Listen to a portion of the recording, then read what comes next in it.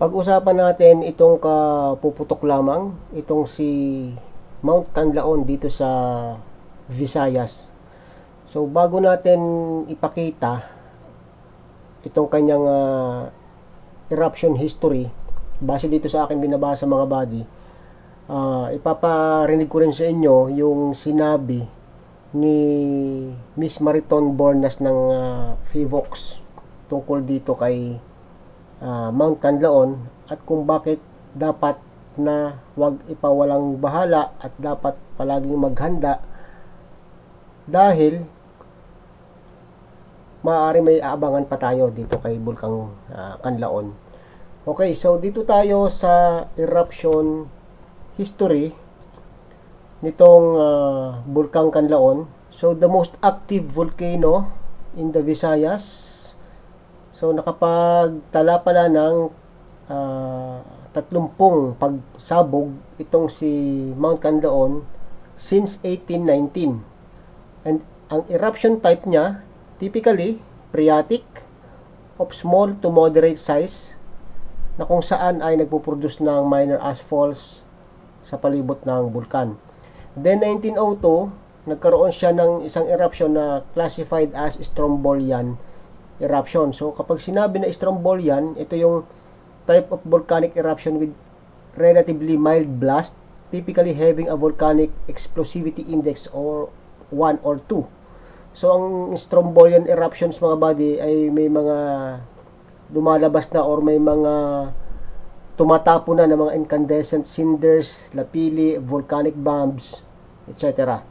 So yan yung type ng eruption niya noong 1902. Then sinasabi dito sa last sentence, however, its eruptive history has not yet been recorded and larger Vesuvian eruptions generated by this stratovolcano have not yet been known. Pag sinabi namang Vesuvian, ito, yan. Volcanic eruptions marked by their similarity to the eruption of Mount Vesuvius, yung bulkan na malapit doon sa Pompeii. Ayan, okay? Next, volcanic activity at Canlaon is continuously monitored by the FIVOX. Although, unlike Mayon and Pinatubo, the volcano has never been studied in depth and its age is not yet accurately calculated. Doon sa napanood kong panayam kay Miss Mariton Bornas, nabanggit nga niya na ngayon lang nagkaroon ng siguro extensive studies dito kay Canlaon, lalo-lalo na ng pagkakaroon niya ngayon ng eruption. Dahil kita nyo naman dito sa kanyang eruption history, nabanggit 30 times. Pero sa dami ng eruption na yon, walang nakapag-record kung ano mga nangyari. Hindi kagaya doon sa Taal volcano na kung saan meron tayong mga nababasa kahit noong year na 1754, may mga nakakapagkwento kung anong klaseng eruption, kung anong nangyari sa lugar na yon. Pero dito sa Canlaon, wala tayong nakikita. At saka napakaikli lang. Pero dito sa baba, may mga year na kung saan ay may mga nangyari dito nga sa activities or dito nga sa bulkan na to. Kagaya nito, 1996, August 10, 24 mountain climbers hiked the volcano when Canlaon erupted without warning. Okay? So may namatay dyan. Okay, dito sa recent volcanic activity, 2001, may mga nai-report dito na kung saan ay may mga paglindol. 2002, merong increase in seismic activity. 2003, merong gray plume was observed above Canlaon. 2005, merong brief phreatic ash eruption. 2006, nagkaroon uli ng pagbuga ng steam at saka ng abo. Nag-issued na ang FIVOX ng alert level 1. So ano ba itong mga alert level na to? Mamaya papakita ko rin sa inyo mga buddy, kasi ngayon alert level 3 na. From alert level 2 nag-alert level 3 na ang Canlaon after nga ng eruption kahapon. So 2008, nagkaroon ulit ng recorded total of 21 low frequency volcanic earthquakes Dito nag-raise uli sila, no, nag-alert level 0 na, then nag-alert level 1 uli.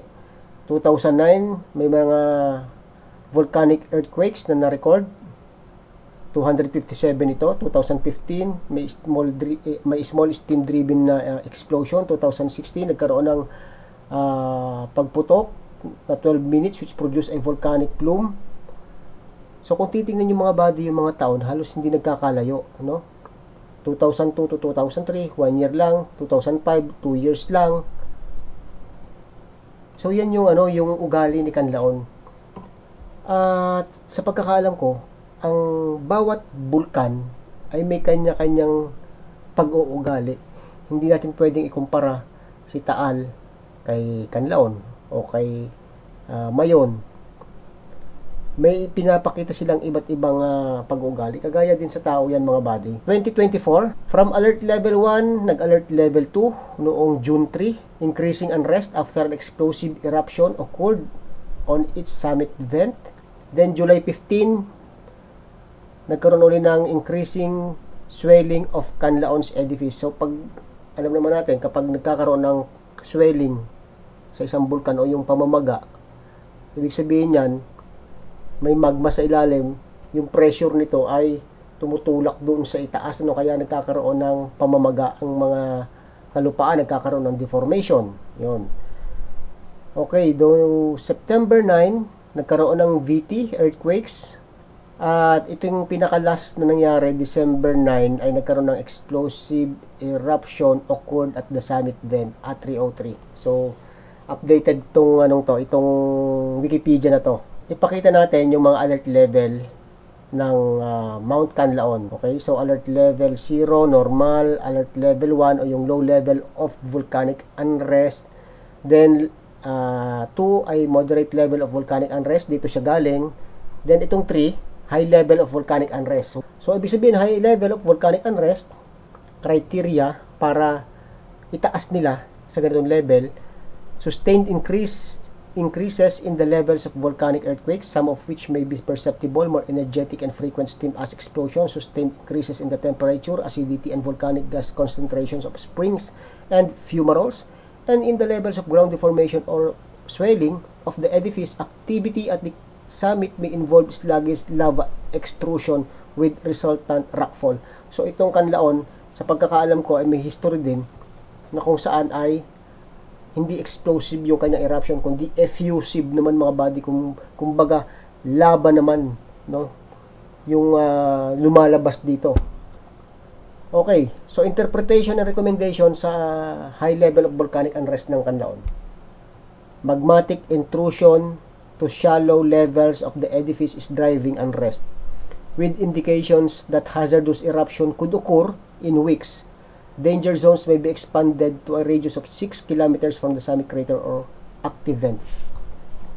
Kaya itinaas nga dahil posibleng ito ang mangyari. Itong magmatic intrusion na to sa mababaw na bahagi ng edifice, kaya nagkakaroon ng unrest ang ating bulkan. Okay. So, dito tayo sa panayam kay Miss Mariton Bornas ng 1PH. At nabanggit dito ni Cheryl Cosim na ito na ba yung pinakamalakas? Ito, papanood ko sa inyo, ha. And Eruption Prediction Division Chief Mariton Bornas. Magandang tanghali po sa inyo, ma'am. Magandang tanghali po sa inyo, Ma'am Cheryl, at sa inyo pong mga tagapakinig. Ma'am, ito pong nangyaring pagputok ng bulkan kahapon. May ituturing bang major eruption po ito? O yung mga deposito po ng bulkan, ito po ay hindi pa po major eruption dahil wala pong significant deposit ang pagputok.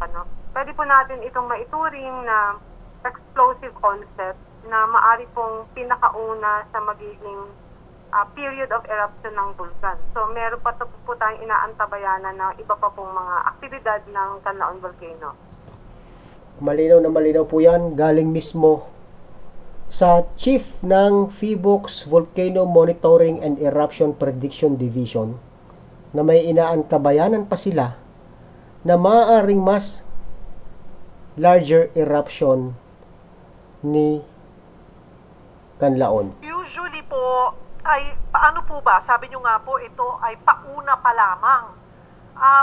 Ibig po bang sabihin, talagang sigurado na po tayo na may sunod-sunod pa pong mangyayari hanggang umabot po sa major eruption? Batay po sa ating monitoring data, nakita naman po natin kahapon na mayroon pong maitim na abo na ibinuga ang bulkan. Ito po ay magma, no, sa kanyang itsura. Ito po ay magmatic material. At sigurado na po tayo na meron po tayong lumabas na magma. Pangalawa po, masyado pong malakas ang explosion kahapon. No? Ito po ay na-record ng buong Canlaon Volcano Network.